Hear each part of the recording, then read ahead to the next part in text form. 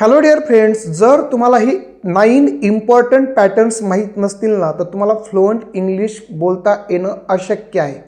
बरोबर ऐकताय, कारण जर तुम्हाला टू बीचे व्हर्ब्स, टू हॅवचे व्हर्ब्स आणि टेन्स आणि मॉडल ऑक्झिलरीज माहीत असतील तर तुम्ही बेसिक इंग्लिश बोलू शकता.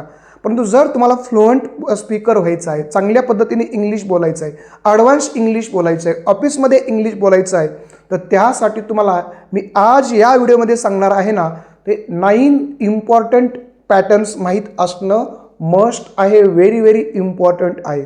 So which are these patterns? Let's start. बघूया आपण मित्र. यातले 4 आणि 5 आणि 6 नंबरचे जे पॅटर्न्स आहेत ना, तर ते तर फारच महत्त्वाचे पॅटर्न्स आहेत. ते तुम्हाला लक्षपूर्वक ऐकावं लागणार आहे, समजून घ्यावं लागणार आहे आणि त्याची प्रॅक्टिस तुम्हाला करावं लागणार आहे.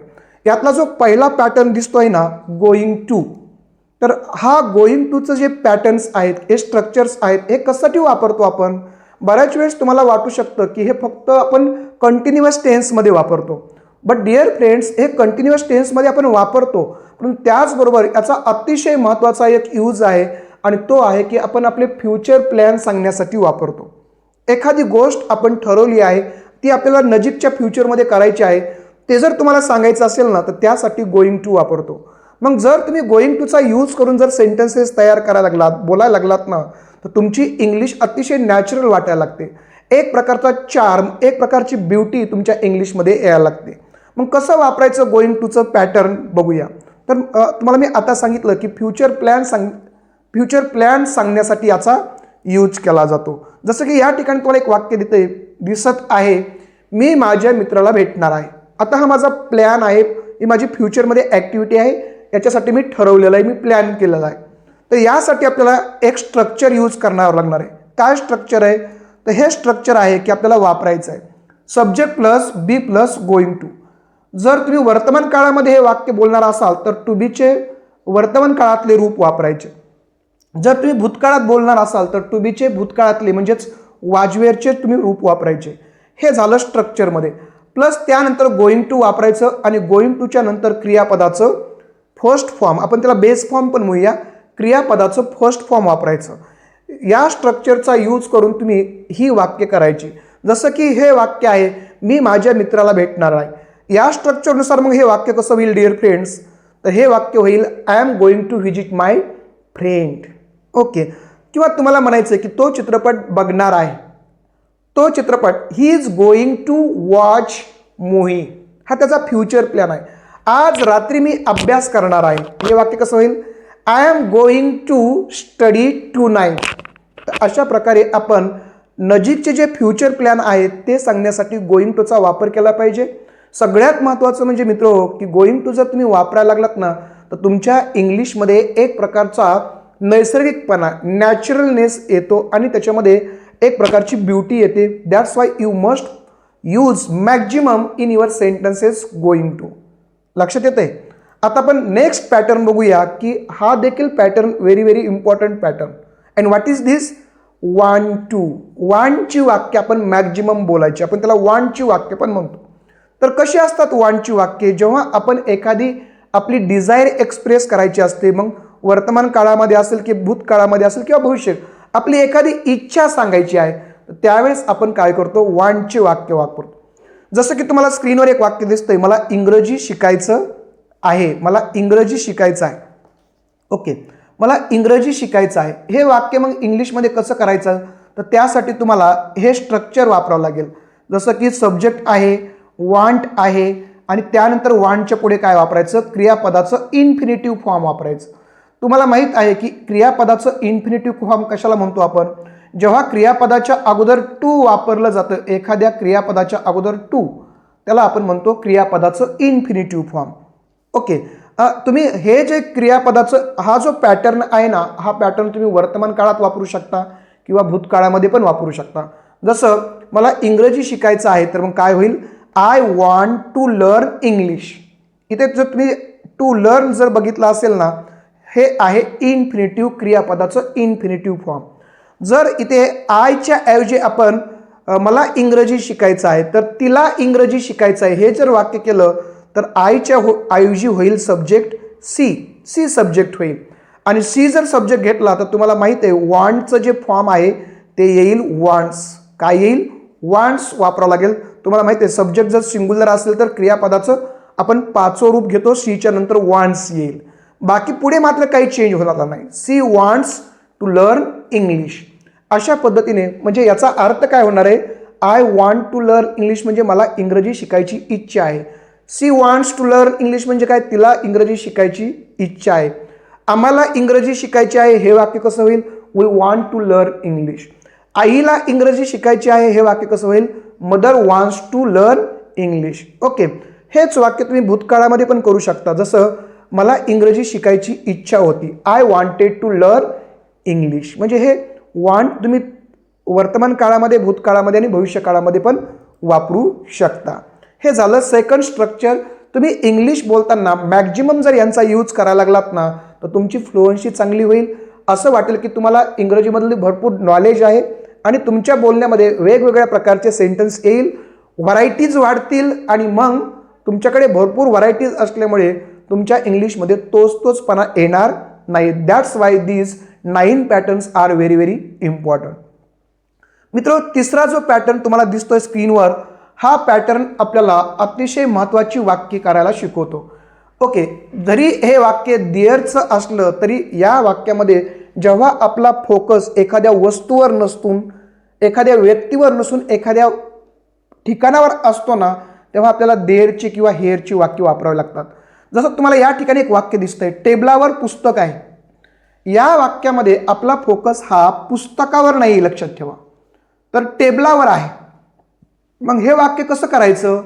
On the table is book असं तर म्हणू शकत नाही. On the table is book किंवा book is on the table जर तुम्ही असं म्हटलं तर फोकस जाईल बुकवर, परंतु आपला फोकस कशावर आहे? या वाक्यावर, टेबलावर. तर मग हे वाक्य आपल्याला कसं करावं लागेल?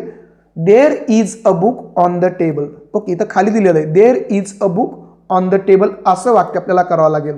There is a book on the table, कारण आपला फोकस हा टेबलावर आहे, नक्की पुस्तकावर. जर तुम्ही असं म्हटलं a book is on the table तर फोकस जाईल बुकवर किंवा सेंटेन्स कशावर होईल? बुकबद्दल होईल. बट डिअर फ्रेंड्स, हे जे सेंटेन्स आहे ना तर टेबलाबद्दल आहे. म्हणून अशा प्रकारची देअरची किंवा देअर इजचे किंवा देअर आरची वाक्य आपल्याला करावे लागतात. आता हे जे वाक्य आहे ना, हे वाक्य तर तुम्हाला देअर शिवाय करताच येणार नाही. एक गाव होते, तर मग या ठिकाणी फोकस हा कशावर आहे? प्लेसवर आहे. ते गाव जे आहे त्या गावाच्या जागेवर फोकस आहे. मग एक गाव होते तर हे वाक्य इंग्लिशमध्ये कसं म्हणावं लागेल आपल्याला? There was a village. लक्षात ठेवा. किंवा 2 झाडं होती, हे वाक्य कसं म्हणावं लागेल? There wear 2 trees. 2 झाडं होती, या वाक्यावर फोकस हा त्या लोकेशनवर आहे, त्या प्लेसवर आहे. तर अशा वेळेस देअरची किंवा देअर इजचे किंवा देअर आरची वाक्य होतात. देअर इज जर एका वस्तूबद्दल बोलत असेल, there is tree on the place. Okay, आणि जर आपण अनेक वस्तूबद्दल बोलत असेल तर देअर आर असं प्रकारचं वाक्य होईल. आता आपण 4थ्या नंबरचं स्ट्रक्चर बघूया की फार इम्पॉर्टंट स्ट्रक्चर आहे, पॅटर्न आहे. आणि हे पॅटर्न कशाचं आहे? तर हे आहे हॅव आणि हॅजचं. आपण बऱ्याच वेळेस हॅव टू आणि हॅज टू वापरतो. ओके, कशासाठी वापरतो? जेव्हा आपल्याला एखादी गोष्ट करणं बंधनकारक असतं त्यावेळेस आपल्याला हॅव टू आणि हॅज टू वापरावं लागतं.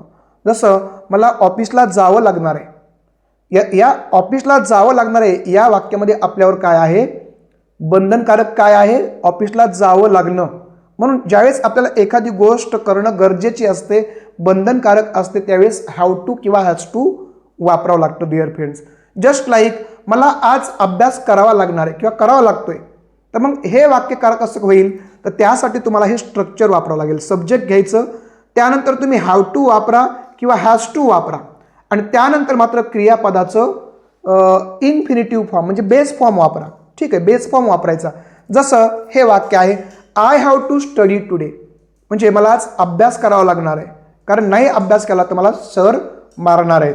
म्हणजे तुम्हाला जेव्हा एखादा एक्सटर्नल फोर्स असतो की तुम्हाला एखादी गोष्ट करावी लागणार आहे, त्यावेळेस तुम्हाला हॅव टू आणि हॅज टूची वाक्ये करावी लागतात. जसं तुला आज ऑफिसला यावं लागणार आहे, you have to come to the office today.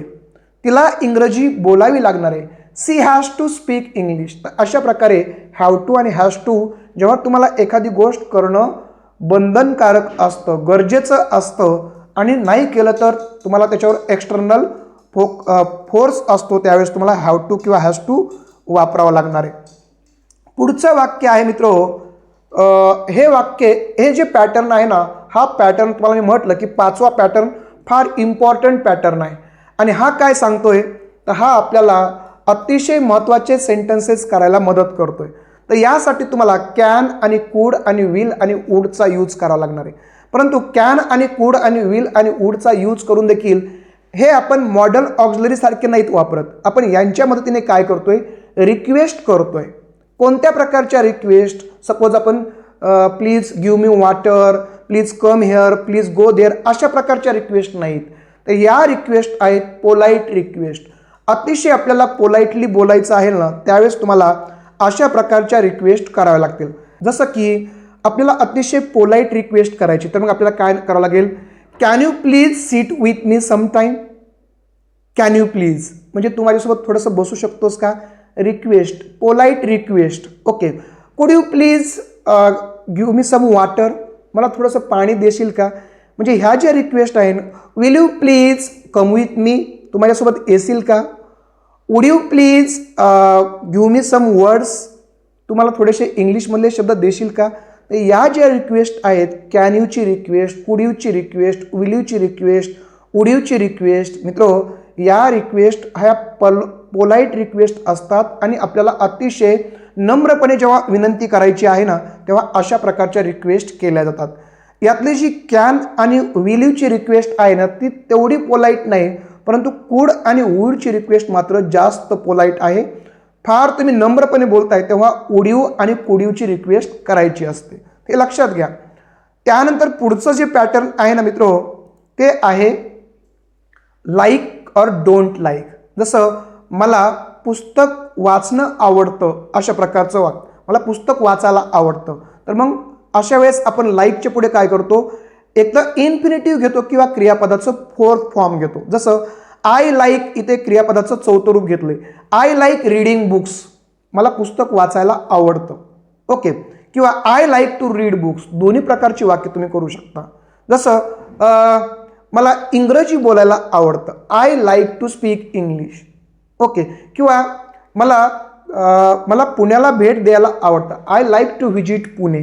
अशा प्रकारची वाक्य तुम्ही लाईकचा वापर करू शकता. जर तुम्हाला आवडत नसेल, I don't like to go to Pune, मला पुण्याला जायला आवडत नाही, आय डोंट लाईकची वाक्य पण तुम्ही करू शकता युजिंग दिस स्ट्रक्चर. ओके. आता आपण बघूया 7वं स्ट्रक्चर पाहूया, वुड लाईकचं वाक्य. हे तुम्हाला वापरता जर येत असेल ना, तर फार तुमची मदत होणार आहे. एखादी गोष्ट मला करायला आवडेल. ओके. एखादी इच्छा तुम्हाला आहे फ्युचरमध्ये एखादी गोष्ट करायची, तर त्यावेळेस वुड लाईकचं वाक्य अतिशय पोलाईटपणे आपण बोलतो किंवा एखाद्याला ऑफर करतो. जसं हे वाक्य आहे, मला चहा प्यायला आवडेल, I would like to drink tea, I would like to drink tea. Maximum तुम्ही याचा यूज केला ना, तर असं वाटेल समोरच्याला की त्याला फार फ्लुएंट इंग्लिश बोलता येते. यासाठी तुम्हाला काय स्ट्रक्चर वापरावं लागणार आहे, तर वुड लाईकच्या पुढे इन्फिनिटिव्ह वापरायचं, क्रियापदाचं बेस फॉर्म वापरायचं आहे. जसं की बघा, I would like to have some tea, I would like to drink tea. Okay. I would like to take some tea. अशा प्रकारचे स्ट्रक्चर आपण वुड लाईकचा वापर करू शकतो. जसं की मला तुझ्यासोबत बोलायला आवडेल, हे वाक्य कसं होईल, I would like to speak with you. Okay. मला तिथे बसायला आवडेल, I would like to sit there. अशा प्रकारची वाक्य तुम्ही वुड लाईकचा वापर करून, शक्यतो ही वाक्य मित्र फ्युचरमध्ये वापरले जातात. ओके. पुढचं स्ट्रक्चर आहे यूज टू. अतिशय सोपं स्ट्रक्चर आहे आणि याचा यूज करून आपण अतिशय महत्त्वाचं एक वाक्य करू शकतो. कशासाठी वापरतात, ज्या आपल्या भूतकाळामध्ये सवयी होत्या, हॅबिट्स होत्या, तर त्या हॅबिट्स सांगण्यासाठी आपण याचा यूज करतो. जसं हे वाक्य आहे, मी क्रिकेट खेळायचो, I use to play cricket. मी 5 किलोमीटर पळायचो, I use to run 5 kilometres daily. अशा प्रकारचे आपल्या ज्या भूतकाळातल्या सवयी आहेत ते सांगण्यासाठी तुम्ही यूज टू वापरतात. कधी कधी यूज टूच्या ऐवजी तुम्ही वुड पण वापरू शकता. जसं मी क्रिकेट खेळायचो, I would play cricket, I use to play cricket. दोन्ही प्रकारचे पण वाक्य तुम्ही पास्ट हॅबिट सांगण्यासाठी करू शकता. आणि जर तुम्हाला हे वापरता यायला लागलं ना तर तुमचं इंग्लिश बोलण्यामध्ये तुम्हाला फार मदत होणार आहे. एक नवीन वेपन, एक नवीन शस्त्र तुमच्या हातामध्ये येणार आहे की ज्याच्यामध्ये तुम्ही फार चांगल्या पद्धतीने इंग्लिश बोलू शकता. यासाठी पण हे स्ट्रक्चर वापरायचं आहे. यूज टूच्या पुढे क्रियापदाचं फर्स्ट फॉर्म वापरायचं आहे. जसं की I use to play cricket. Okay, तुम्ही याला फर्स्ट फॉर्म पण म्हणू शकता आणि इन्फिनिटिव्ह पण म्हणू शकता. आता आपण बघूया शेवटचं स्ट्रक्चर आणि दॅट इज इफची वाक्य. तुम्हाला माहीत आहे इफचा यूज कशासाठी केला जातो. डिअर फ्रेंड्स, इफचा यूज केला जातो कंडिशनल सेंटेन्सेस. आपण याला कंडिशनल सेंटेन्सेस पण सांगण्यासाठी म्हणतो, वापर केला जातो. तर जवळपास 3 प्रकारचे कंडिशनल सेंटेन्सेस आपल्याला माहीत असणं गरजेचं आहे. But now at initial stage I would like to tell you that आपल्याला एक जरी कंडिशनल सेंटेन्स, पहिला जरी कंडिशनल आपल्याला सांगता आलं ना तरी आपल्याला पुरेसं आहे. पहिला कंडिशनल सेंटेन्स काय आहे, जर तू सराव केला तर तुझ्यामध्ये सुधारणा होईल. म्हणजे पहिलं जर वाक्य प्रेझेंटमध्ये असेल तर दुसरं वाक्य फ्युचरमध्ये असतं. हे पहिलं कंडिशनल आहे. म्हणजे इथं बघा, पहिलं वाक्य सिम्पल प्रेझेंटमध्ये आहे. If you practise every day you will improve, तुझ्यामध्ये सुधारणा होतील. पहिलं कंडिशनल जर सिम्पल प्रेझेंटमध्ये असेल तर सेकंड कंडिशनल सेंटेन्स, त्यातलं सेकंड सेंटेन्स काय असेल, सिम्पल फ्युचरमध्ये असेल. हे लक्षात ठेवायचं. ओके, सॉरी, हे सेकंड कंडिशनल सेंटेन्स आहे. पहिलं दोन्ही पण प्रेझेंटमध्ये असतात, ते युनिव्हर्सल ट्रूथबद्दल वापरलं जातं. हे सेकंड कंडिशनल सेंटेन्स आहे. जसं की जर तू अभ्यास केलास तर तू पास होशील. If you study you will pass in the exam. अशा प्रकारची वाक्य तुम्ही इफचा वापर करून जर करायला लागलात, याची चांगली प्रॅक्टिस जर केली ना तर तुमच्या इंग्लिशमध्ये बोलण्यामध्ये चांगल्या प्रकारची फ्लुएन्सी येणार आहे. तर हे 9 पॅटर्न्स जे मला असं वाटतात की इंग्लिश बोलण्यासाठी फार महत्त्वाचे आहेत. हे पॅटर्न्स मी तुम्हाला सांगितले, त्याचा यूज करा आणि तुमची इंग्लिशमध्ये महत्त्वाच्या सुधारणा तुम्ही करू शकता. तर मित्रांनो, तुम्हाला हे जे पॅटर्न्स आवडले असतील, अजून तुम्हाला काही पॅटर्न्स माहिती पाहिजे असतील तर मला कॉमेंट बॉक्समध्ये सांगा की तुम्हाला कोणत्या पॅटर्न्सबद्दल माहिती पाहिजे. जर तुम्हाला हा व्हिडिओ आवडला असेल, पॅटर्न्स आवडले असतील तर कॉमेंट करायला विसरू नका, लाईक्स करायला, सबस्क्राईब करायला विसरू नका आणि हा व्हिडिओ जास्तीत जास्त शेअर करायला विसरू नका. जर तुम्हाला आपला स्पोकन इंग्लिशचा कोर्स जर जॉईन करायचा असेल ना तर कॉमेंट बॉक्समध्ये आपल्या व्हॉट्सअपची लिंक दिली आहे. त्या ठिकाणी जाऊन तुम्ही आपला स्पोकन इंग्लिशचा कोर्स पण जॉईन करू शकता. धन्यवाद. थँक्यू. Bye bye.